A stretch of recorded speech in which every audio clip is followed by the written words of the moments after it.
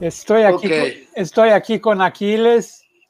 Es un gusto total hablar con ese hombre que es un amigo querido, un gran músico y que tiene muchas cosas Placer para bonitas. mí. Es verdad. Y que tiene muchas cosas bonitas que van a ver en el curso de esa entrevista. He hecho muchas cosas y es un músico importante para la música en Venezuela y en nuestro continente. Un gusto hablar contigo, Aquiles. Uy, qué placer. La próxima tiene que ser con un café en la mano, Total, total, en vivo. en vivo. Y Aquiles, empiezo te preguntando, ¿cuál Ok. es tu primer contacto con la música? Esa es mi primera pregunta. ¿Cómo? Bueno, yo empecé como empiezan la mayoría de los niños venezolanos, tocando cuatro. El cuatro es como, que es el instrumento nacional, es como un juguete. Entonces, mis hermanos, mis primos, todos tocaban cuatro. Entonces, lo que había que hacer era sencillamente tocar. Y a mí me parece algo que es muy bonito porque, por un lado, es algo bastante lúdico y por otro lado, te va formando porque el instrumento, el cuatro, por un lado, maneja armonía. Por otro lado, es prácticamente un instrumento de percusión, lo que te da es mucho sentido del ritmo. Entonces, los músicos venezolanos, desde muy pequeños, tenemos el ritmo metido por esa cosa que casi todos empezamos tocando cuatro. Muchas veces una persona que va a tocar piano, que va a tocar, empieza con el cuatro. Sí, la mayoría. Ah, qué bien, qué bien. Sí, Es casi un juguete. es prácticamente un juguete. Entonces, tú ves chicos como Alexis Cárdenas, que toca en Ile-de-France y toca con mucha gente. Alexis toca muy bien cuatro. O sea, el cuatro es como un instrumento puente hacia otros instrumentos. Pero, ¿cuántos años tenía cuando empezaste a tocar? 6 años, 6 años. muy pequeño. ¿Y qué música que escuchaste por la primera vez que te llamó la atención así? ¿Qué escuchaste? Bueno, bueno, lo cierto es que con el 4 además hay algo que pasa que es interesante, que es que te conecta con la tradición y con la identidad. Entonces, los primeros referentes de uno con el 4, bueno, eso ha cambiado mucho últimamente con todo, con el bombardeo, los medios de comunicación. Pero antiguamente tus primeros referentes eran canciones tradicionales venezolanas. Entonces tú te conectabas con la identidad de una. Estás aprendiendo un instrumento y te estás conectando con la música de tu país, con tu identidad, y son tus primeros referentes. ¿Me explico? Claro, total, total. Sí. Y esas músicas sonaban en la radio o en los discos o en los vecinos, las fiestas, ¿cómo era? Era como muy de tradición oral. Tradicional. En la, en la radio, desde hace mucho tiempo, lo que suena es más que nada música importada en Venezuela. Pero sin embargo, ha quedado como esa tradición que va de generación en generación por la música tradicional. Uno aprendió, o sea, yo aprendí por esa vía, pues.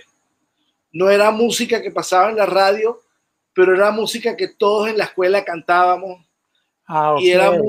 era música que, ¿cómo se llama? Que se tocaba en las fiestas, ¿no? ¿Y a dónde naciste? ¿Dónde estabas tú? No en Caracas, ¿no? ¿O en Caracas? No, no, yo nací en Caracas, pero mi familia es del interior. de un sitio que se llama Coro, que es una ciudad colonial fundada en 1527. Wow. Sí, de hecho es el primer sitio donde se dio misa en tierra firme americana. Ok. Y bueno, tú sabes que la iglesia era el gran poder, fue la primera sede eclesiástica de América, del continente americano. ¿Y sigue teniendo esa mirada colonial todo? Sí, o sea, sí. O sea, de hecho, mi casa es una casa del siglo XVII. Wow. Sí. Y, Así de corredores, muy herencia española. Bueno, es mestiza porque por un lado es herencia española en la forma que es de 4 corredores, ¿no? Pero, y un patio central, pero es hecha de barro. wow. Y permanece todo el tiempo, qué bien. Sí, Sí. sí. Y mira, tus primeros estudios, ¿empezaste a estudiar cuándo así? Además de tocar como juguete. Sí, bueno, como te digo, uno empieza con la música, con el 4, y el 4 te va llevando, o a mí me fue llevando a otros instrumentos. Agarré el bandolín, después estudié viola, estudié en el sistema de orquestas de acá. Viola como Viola, sí, con arco, sí. sí, toqué en la orquesta infantil y después agarré la guitarra y estudié guitarra clásica. Porque en Venezuela también hay una tradición muy grande de guitarra clásica, compositores como Antonio Lauro, que son mundialmente reconocidos, son venezolanos. ¿Y cuánto tiempo te quedaste estudiando así la guitarra? Académicamente estudié en el conservatorio 6 años de guitarra clásica. Ok. Después estudié algo de piano, composición formal, o sea, ¿Eso todo, o sea, con, fuga. con cuántos años eso? Muy joven, o sea, empecé a estudiar composición como de 16 años, Ajá. ¿no? Y empecé a tocar de noche. Entonces yo digo que yo siempre he tenido 2 escuelas. Una, la académica de día, y otra, la calle, que era la noche. Claro. Total. Además, en esa época que yo empecé a tocar de noche en Caracas, Caracas era una ciudad muy cosmopolita en ese momento. ¿Con cuántos Entonces, años fuiste a Caracas? Saliste. no, yo nací en Caracas, pero mi familia toda es de allá, de Ah, Coro. y te quedaste en Caracas todo ese tiempo. Sí, Ah, ok. exacto. Ok. De hecho, cuando yo tenía 15 años, mi mamá se muda de vuelta a Coro. Ok.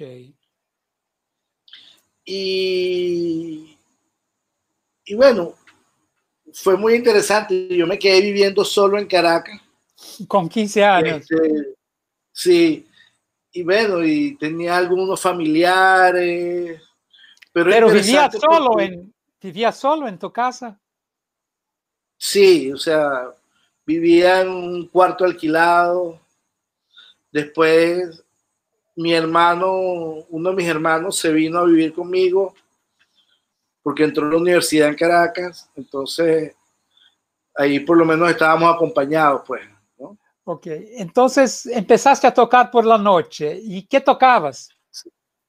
Bueno, tocaba, como te digo, Venezuela era muy cosmopolita, entonces un día tocaba con gente música afroperuana, otro día tocaba boleros, otro día tocaba música brasilera, tocaba tangos, tocaba, por supuesto, música tradicional venezolana. Empecé a acompañar cantantes, que eso es un oficio, tú lo sabes, porque tú has hecho eso mucho, ¿no? Sí. Y eso fue una tremenda referencia, escuela, tocar con cantantes, ¿no? Sí, súper. Yo lo hizo mucho también. Yo toqué por la noche mucho tiempo. Sí. Y cuando empiezas, ¿cómo vas empezando a hacer tus cosas? ¿Cómo se da ese pasaje que empieza a hacer más tu música? Bueno, sí, o sea, la empecé a hacer muy joven, como a los 17, 18 años. Primero tenía un grupo que era para tocar solamente música mía, con unos amigos. Después tuve varios grupos así y con distintos formatos, cosa que también me enseñó mucho, ¿no? ¿Cómo eran las formaciones? ¿Cómo eran los grupos? O sea, uno de los grupos tenía oboe, dos flautas, Wow. percusión, bajo, guitarra, cuatro, ¿no? ¿Y tú hacías los arreglos? ¿Ya los hacías? Sí, sí. Y después tuve uno más complejo porque era con cello, viola, flauta, oboe, mandolín, Wow. bajo, percusión, cuatro, ¿no? Qué bien. Entonces, ese fue mi grupo como hasta los 23 años. Después me inventé otro grupo que era ya una banda más heavy, ¿no? Más grande, con trompeta, saxo, trombón, 3 percusionistas, ¿no? Qué bien. Piano, sí. ¿Y Y después, bueno, diga, sí, perdón. diga. Sí, y bueno, y todo eso eran composiciones mías y era mucho trabajo de hacer arreglos, ¿no? En la Y, época que no había computadora. claro, todo a la mano. Sí. ¿Y qué músicos te inspiraban? ¿Qué escuchaba? ¿Qué te gustaba? Yo creo que el músico es como un resultado de sus referentes, Sí. ¿no? Recuerdo que cuando tenía como 15 años me llegó a las manos un disco que todavía adoro, que me parece uno de los grandes discos del jazz, que es de Bill Evans, que es You Must Believe on the Spring. Sí, yo sé cuál es. Ese disco para mí fue una cosa grandiosa. Y después, o sea, a los años, tuve el honor de compartir con Eddie Gómez y Ah, hablar de esa experiencia. no sé si Otro, estoy cierto. Creo que fue el último que Eddie Gómez hizo con Bill Evans. no, hay otro que es en vivo. Ah, no, perdón, Ah, hay otro que es en vivo, ok. después de ese. Y después Bill Evans empezó a tocar con, ¿cómo se llama? Mark Johnson. Entonces, pero bueno, Bill Evans siempre para mí ha sido como un sinónimo de Dios, ¿no? O sea, un tipo que toca una nota y es o sea, es perfecto, ¿no? Sí. Hay otros músicos que también me marcaron en esa época.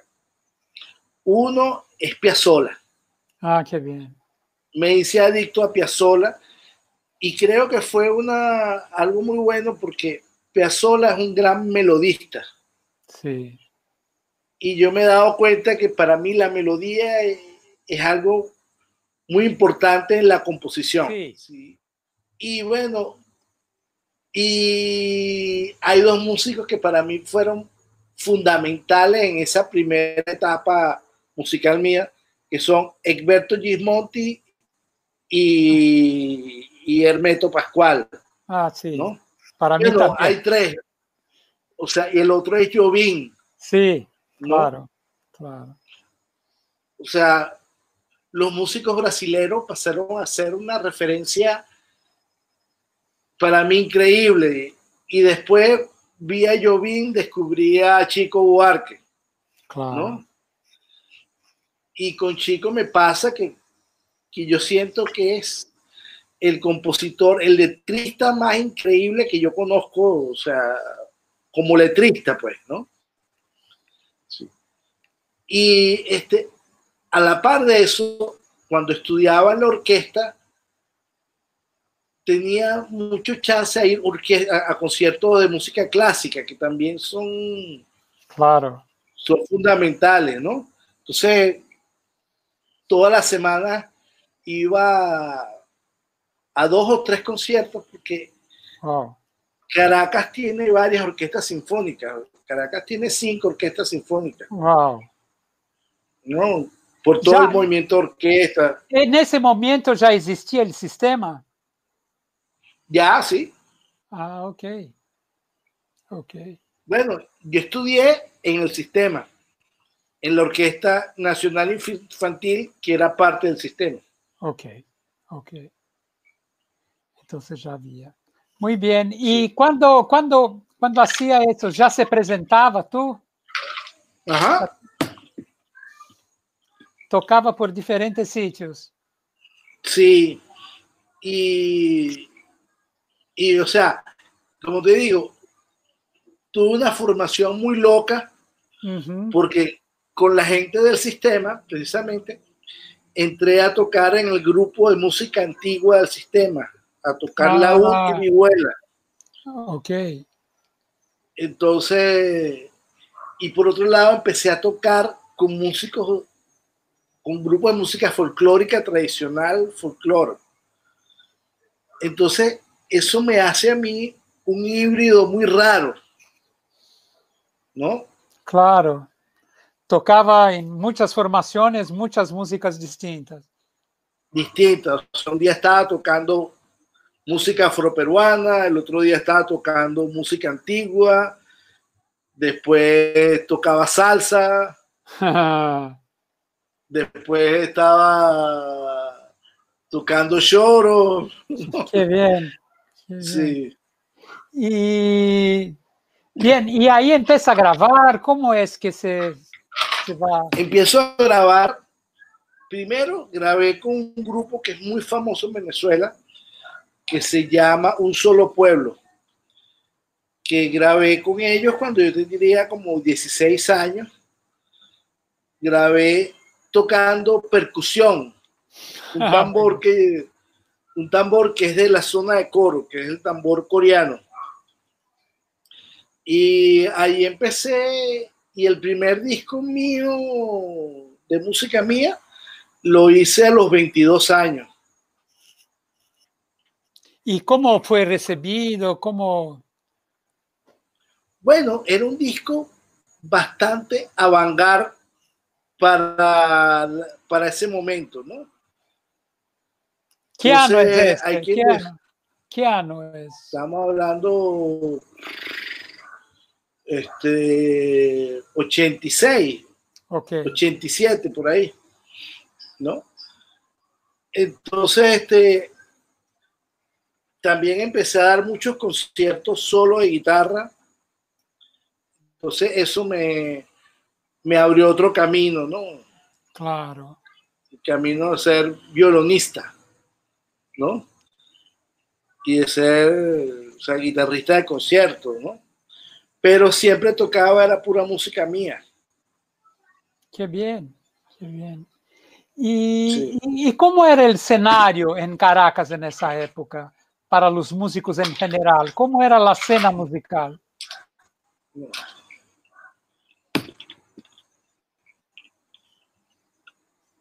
Era, como te dije antes, ese momento Caracas era muy cosmopolita.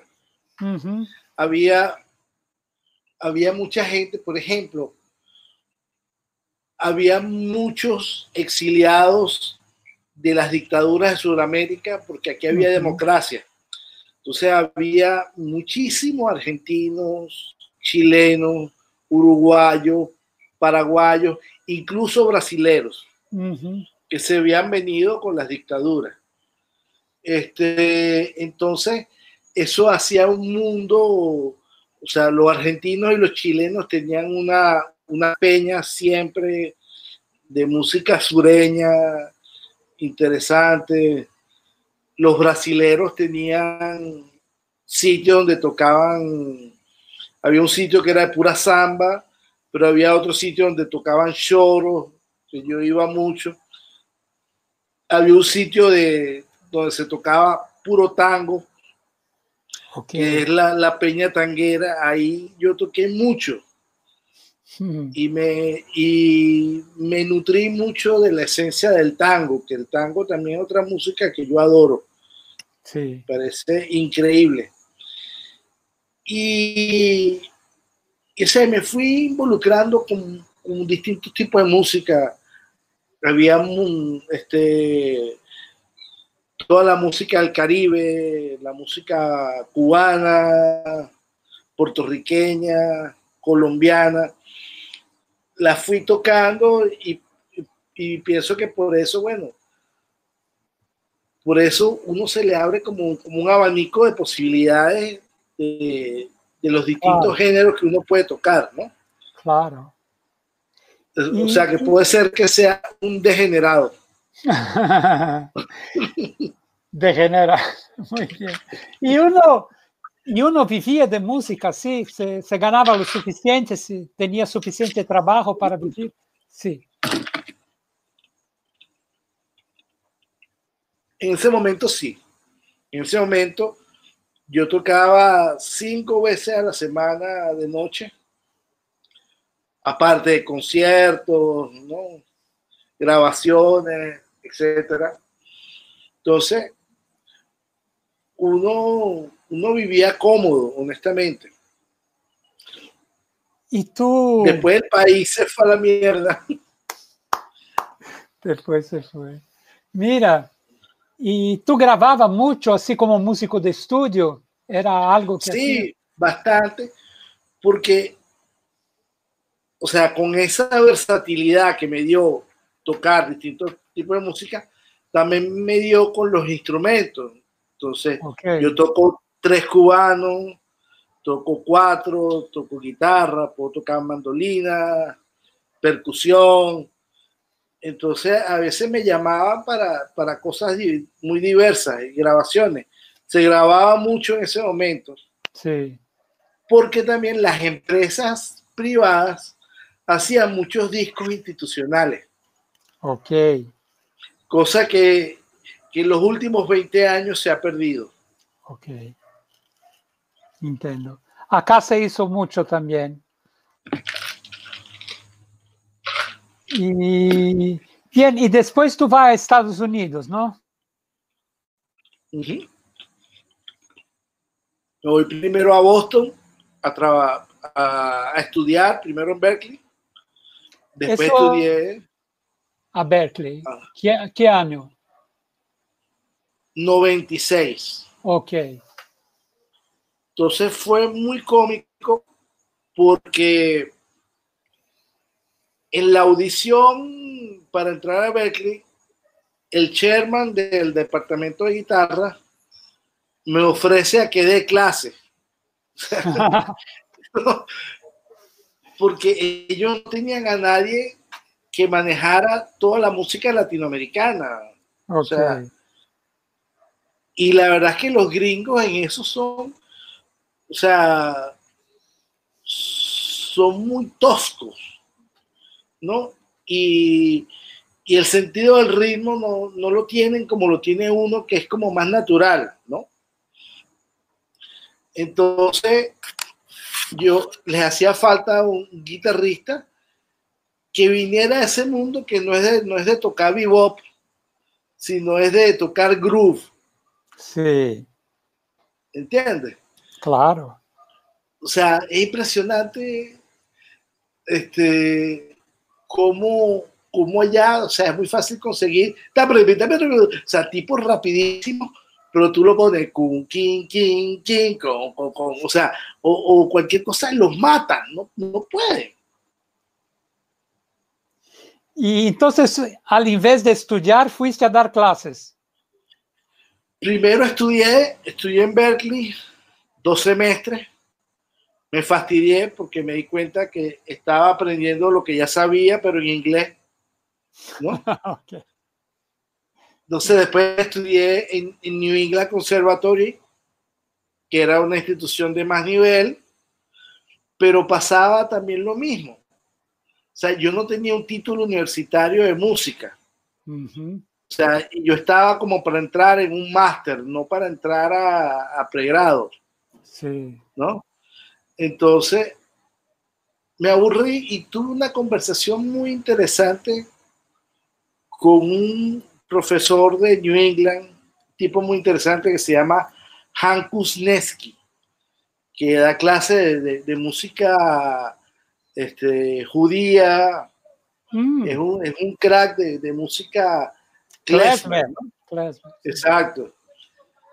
Entonces, Hank me dice, mira, hay 2 formas de llegar al mismo sitio. Una es la forma académica y la otra es la del trabajo y estudiar solamente las cosas que a uno le interesan, ¿no?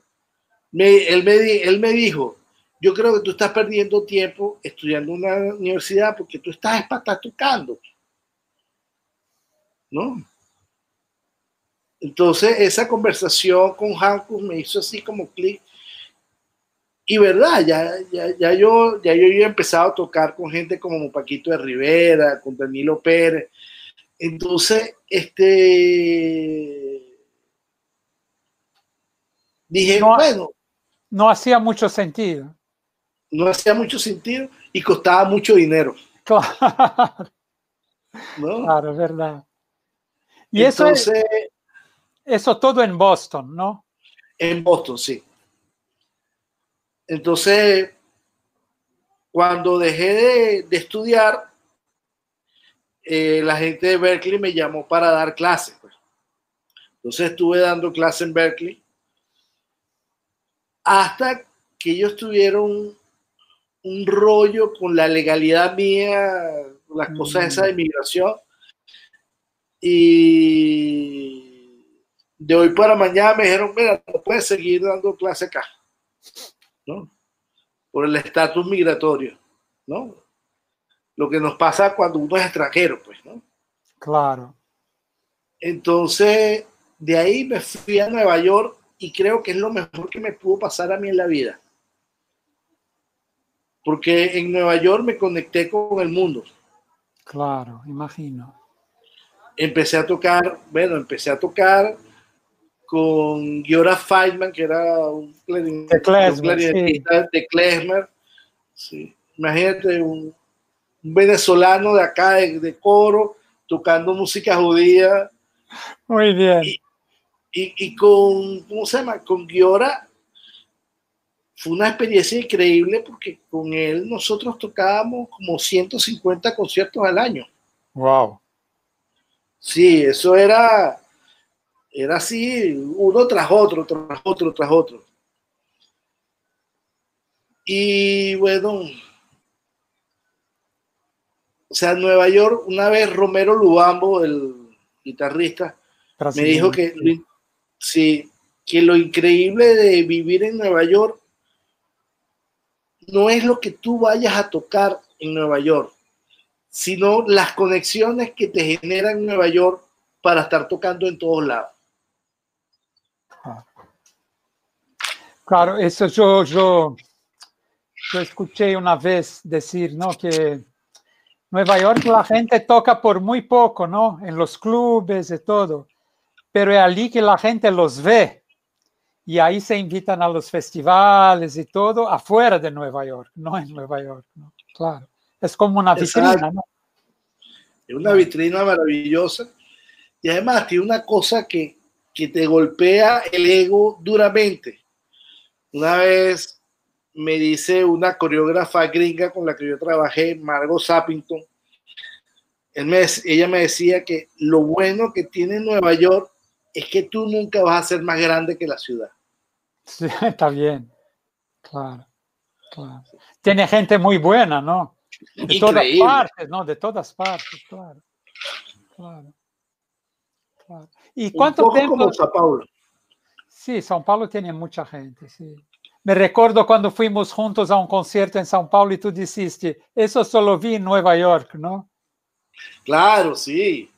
Tú me dijiste eso. O sea, el nivel de Sao Paulo yo lo puedo comparar tranquilamente con el nivel musical de Nueva York. O sea, las cosas que se ven, pues.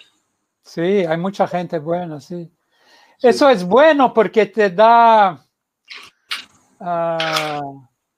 como dice Gilberto Gil, te da regua y compás, ¿no?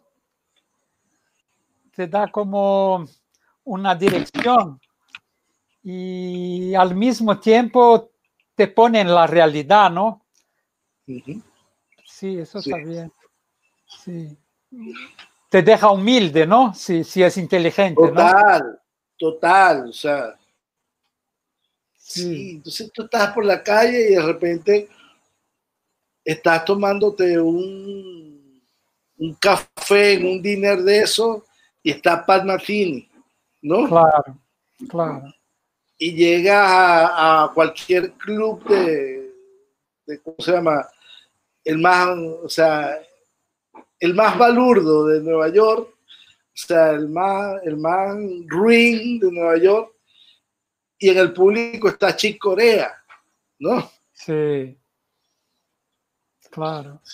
Y es increíble lo que uno ve, los músicos que uno ve, o sea, cosas que así que te tocan, así como la orquesta de Maria Schneider, que es hermoso. Que un trabajo maravilloso. Me acuerdo cuando vivía Guillermo Klein allá también en Nueva York, esa Big Band de Guillermo era una cosa increíble. Y tanta gente, o sea, tú puedes ir a Plataforma, que es una churrasquería brasilera, y ahí estaba tocando Portinho, que es increíble, la mano derecha de Portinho en la batería, yo no se la he visto a nadie. O sea, no. O sea, tanta gente. Hay un saxofonista que yo dije, wow, que se llama Joel Fram. No he visto a nadie tocando bebop en el saxofón como Joel Fram.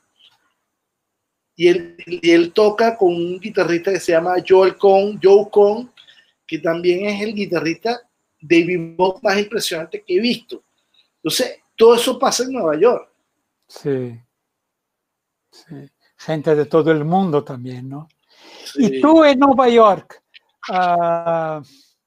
hiciste distintas cosas, hiciste distintos trabajos. ¿Cómo fue?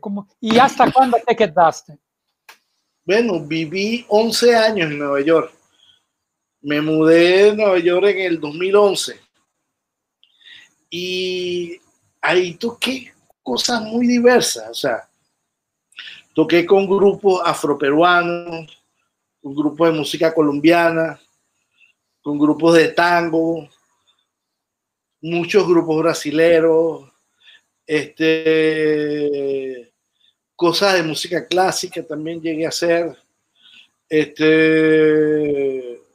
Por supuesto, lo más natural para mí que es tocar música venezolana. Claro. Sí. Y cuando yo estaba en Nueva York, yo creo que yo era el único cuatrista que había en Nueva York, entonces todo lo que querían un cuatro me llamaban. Ahora hay varios que están allá. Sí. Ahora mucha gente salió de Venezuela, ¿no? Claro. Muchísima, más bien sí. Casi no quedan. Casi Los que quedamos acá somos muy pocos, o sea, al punto que uno no consigue gente con quien tocar. En ese momento. Ahorita decidí empezar a tocar con dos chicos jovencitos que tienen como 20 y 21 años, porque los músicos de nivel todos se fueron, todos. Wow. Yo vi que los de C4 están afuera, sí. No solo C4. Yo sé. Las orquestas. Ah. La orquesta. Mira, la orquesta Simón Bolívar, que es como que la principal sistema, ellos tienen dos orquestas, la Bolívar A, que son los más veteranos, y la Bolívar B, que es la más famosa, que es la que dirige Dudamel por todos lados. En México, en Jalapa, hay una orquesta que la llaman la Bolívar C, con todo lo que se han ido para allá. Wow. Y bueno, entonces, diga. Con el sistema, Venezuela ha sido una cantera de músicos clásicos, músicos académicos. Claro. Increíble.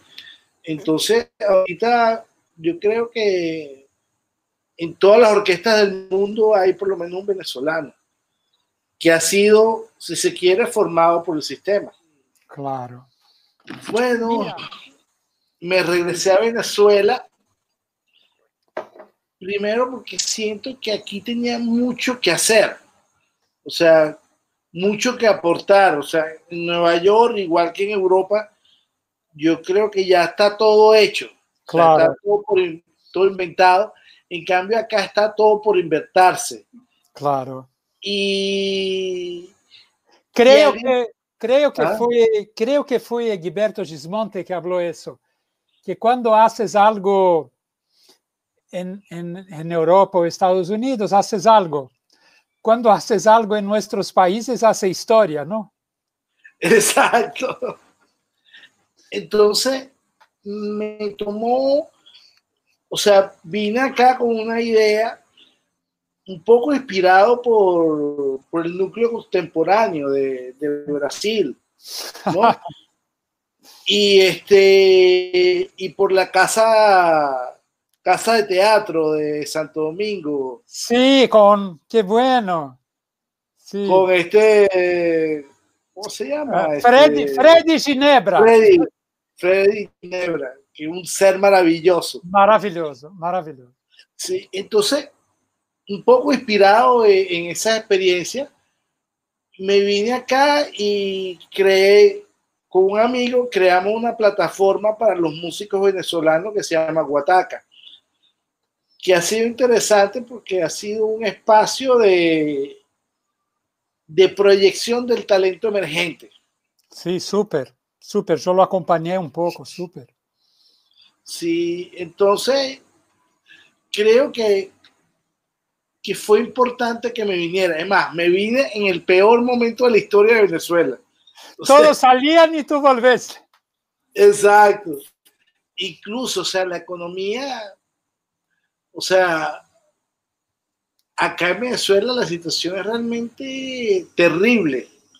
O sea, la situación todo, política, económica, cultural, o sea, hay un deterioro muy grande. O sea, sácalo porque en esta época el ancho de banda de internet que uno tiene en la casa son 2 megas. Y cuando tú hablas con amigos tuyos que tienen 1 terabyte de ancho de banda de internet, tú dices, coño, ¿no? No somos nada, pues, ¿no? Qué cosa. Sí. Sí, eso es un detallito o sea, un país petrolero que ahorita no tiene gasolina. Wow. Sí, es muy loco. Un país que tiene 6 refinerías y no hay gasolina. Entonces, ese momento. En este momento. O sea, y viene algo que es terrible, que es una hambruna por no poderse mover los alimentos. O sea, por donde lo ponga es terrible. Pero bueno, como yo amo el peligro, me vine en este momento tan difícil, ¿no? Claro. Y a seguir apostando por el talento de acá, que no es a hacer carrera y decir, cóchale, qué bueno eres, sino más bien es que lo usen a uno como trampolín para otras cosas. como pasó con C4, o sea, creo que es importante que eso suceda. Sí, sí. Y tú empezaste a hacer conciertos con 5 cantantes, 6 cantantes, ¿no? Cosas así, ¿no? Para Sí, ponerlo. o sea, cosas diversas, ¿no? No solo cantantes, sino instrumentistas solistas, ¿no? Y, y muchos de ellos, o sea, de esos conciertos, yo los acompaño y es algo que económicamente no da nada, porque a veces hay que hasta estudiar mucho la música y no estás ganando dinero, ¿no? ¿Cómo fue el proyecto? ¿Tenía una plataforma que era una grabadora, una productora? ¿Cómo fue? Bueno, primero empezamos grabando discos. Después nos dimos cuenta, o sea, aquí pasa un fenómeno muy loco que no pasa en países como Brasil, que es que hay una abundancia de músicos impresionante, pero que la gente no los conoce. Entonces, como decía Platón hace 20 siglos, para amar algo tú tienes que saber que eso existe, Claro. ¿no? Entonces, ha sido como que darle un poco visibilidad a estos chicos, o sea, porque aquí hay un fenómeno muy interesante, por ejemplo, todos estos muchachos que vienen del sistema de orquesta tienen muy buen nivel técnico, pero además tocan música popular muy bien, porque eso es algo que pasaba en la casa de cada uno de ellos, pues. Claro, claro. O sea, porque en la casa siempre se tocó música venezolana y otras cosas, música popular. Entonces, tienen esa cosa, por eso que son unos músicos clásicos diferentes ellos, porque tienen la cosa, la academia, pero también la cosa de la espontaneidad de la música Claro, popular. claro, del barrio, claro, Todo eso. sí. Y mira, ¿cómo era el nombre del centro cultural que fuimos, que se quedaba en el shopping center? Ah, Paseo Las Mercedes, o sea, el Centro Cultural Trasnocho. Trasnocho, eso. Sí. Sí. Ahí seguimos haciendo conciertos una vez cada 15 días Ajá. de estos chicos emergentes. Ahorita, por supuesto, paramos con lo del coronavirus, pero tenemos, bueno, tenemos una programación que espero se reactive, ¿no? Uh-huh. Sí, por ejemplo, uno de los conciertos que tenemos pautado es uno de mujeres que son súper virtuosas, pero son menores además de 22 años, ¿no? Hay una chica que toca flauta increíble, otra que es una pianista increíble y compositora, una percusionista que toca maracas, pero alucinante, y todas tienen menos de 22 años, son mujeres, Wow. ¿no? Entonces, hacer esos proyectos que a mí eso me da vida, Claro, claro, claro. ¿no? Además ¿Y que seguimos grabando otras cosas, y yo sigo mi vida de músico activo, pues, también. qué tienes hecho? ¿Cómo así? Sí, bueno, tengo en la gaveta esperando, sobre todo, tener recursos, 6 discos Wow. y cosas súper diferentes. Uno con mi esposa Ana, Uh-huh. o sea, de canciones, voz y guitarra.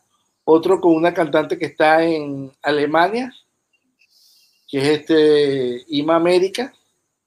Otro con una cantante que está en Canadá, que tú conoces, Eliana Cuevas, que es buenísima. Sí, sí, sí, súper. Tengo otro que es con una cantante que se llama Iliana Goncalves, que es de pura música de Kurt Weill y Bertolt Brecht. Ah, ok. Ok, también está un disco mío solo de guitarra y hay un disco de una cosa que me divierte, que tú no tienes idea cómo me divierte, que es un espectáculo humorístico que tengo que se llama Concierto Humor. Qué bien. Buenísimo. Sí. Y Entonces, los estudios, son los estudios siguen en Caracas. o sea, estudio así de calidad, creo que hay dos. Hay estudios más caseros. Ok, pero de calidad, Pero, sí, con una estudios sala. con una sala grande. Hay muchos estudios en una cabina pequeña, ¿no?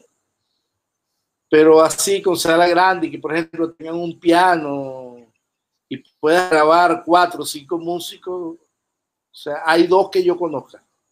Ok. O sea, porque también todo eso no solamente acá, o sea, en todos lados ha bajado, ¿no?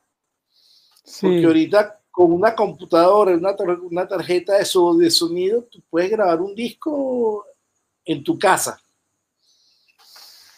¿no? sí, claro, claro, pero acá siguen los estudios, ¿no? A verlo cómo se va ahora, a partir de ahora, pero acá sí, sí hay muchos. Pero porque cuando grabas en casa es una cosa, pero si, Sí, si va a grabar con más instrumentos y todo. sí. A Pero, veces lo que se hace es que se va a una sala de concierto y se sí, graba así como si fuera perfecto, un concierto, pues, ¿no? perfecto, claro, claro. Sí. Y bien, son muchas cosas. Uh, hemos tocado juntos, ¿no? Nosotros, los dos. Y hemos Y viajado, nos hemos sí, divertido. sí, además de eso, viajar es divertido. Y Exacto. sí, súper, y espero que volvemos a hacerlo pronto. Sí. Hemos A ver, visto mucho pan pararán. sí. Ah, casi, casi, casi lo hicimos el año pasado. Había una oportunidad ahora de nuevo, pero claro, en esa situación te queda más difícil. Sí. Solo para que la gente saiba, hemos hecho un colectivo de músicos de América del Sur que se llama América Contemporánea. Grabamos, tocamos mucho acá, fuimos a Europa, Estados Unidos, ¿no? Canadá. Y Canadá, sí. sí, una experiencia hermosa de estarnos juntos. Y Comimos. sí, bebemos, todo. Sí. Y pero sí, hay todo ese deseo de estar más cerca del continente, ¿no? Los músicos de nuestro Sí. continente. Y, pero Aquiles, creo que hay mucho aún que hacer, ¿no? A ver cómo se va a salir de eso todo. Y yo sé que la situación en Venezuela no es fácil. No. ¿Qué pasa acá? Déjame decir, ¿qué pasa? Acá también ahora tenemos una situación muy difícil de gobierno, Sí, ¿no? yo sé. Horrible, horrible. Y claro, como acá es de extrema derecha, la gente acá, que es más liberal en el sentido libre, no de neoliberal, pero más como más a favor de una civilización, no de la barbarie, cree que todo que es de la izquierda es más humano. Y yo sé que Venezuela está teniendo una situación muy dura, como que se fuera de izquierda, ¿no? Y eso la gente Sí. acá no se da cuenta. Cuando yo digo a mis amigos acá que es muy difícil lo que pasa en Venezuela, no lo creen tanto. Creen que es más como fake news de la derecha.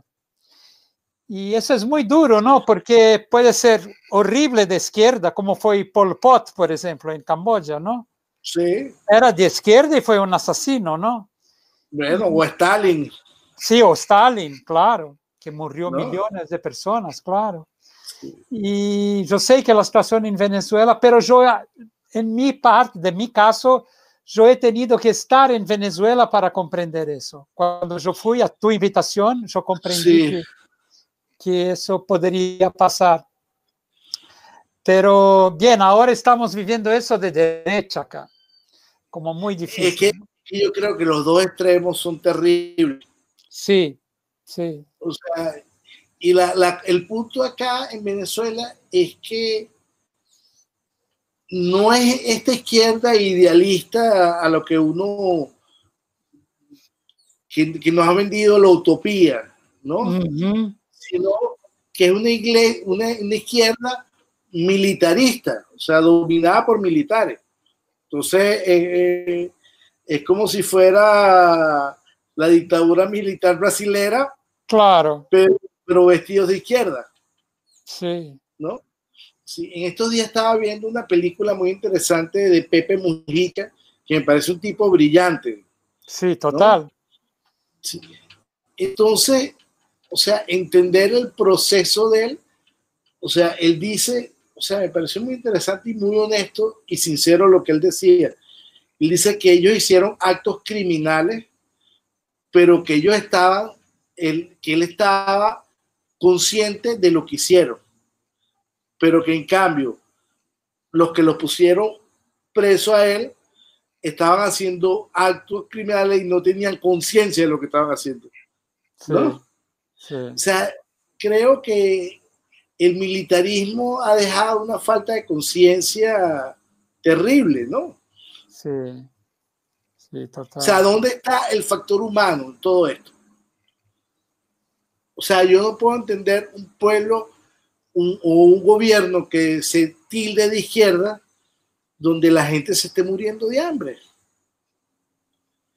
Y los tipos haciendo unas fiestas increíbles y, y la gente muriéndose de hambre. Eso es, o sea... Lo que me sorprendió cuando yo estuve ahí fue que los músicos, a nadie de los músicos o de los agentes culturales le gustaba lo que estaba pasando, ¿no? Sí. Yo es no que no le puede gustar. No le puede gustar. Salvo que tú tengas un vínculo con el gobierno. Y ahí tiene beneficios. Ahí tiene beneficios. O has estado en el mundo donde hay corrupción vía el gobierno. Sí. O sea, aquí casi todos los músicos que han estado con el gobierno han obtenido beneficios que es una forma de corrupción. Claro, claro, claro. Y bien, muchas gracias por la conversación. No, Creo vale. Podríamos hablar como más de horas, pero... Bastante, ¿no? Y está pendiente una conversa, ¿no? Sí, para saludarse. Vamos. Para ver cómo está. Sí, vamos a hacerlo. Sí. Y de repente podemos hacer, ¿sabes qué podríamos hacer? América contemporánea. Sí. Exacto. Vamos a hacerlo. Yo lo hago. Yo invito Buenísimo. a todos. Hacemos. Bueno, se te quiere mucho, maestro. Sí, a ti también, Aquiles. Muy bien. Besos en la familia y hablamos pronto. Placer. Gracias, Aquiles. Placer.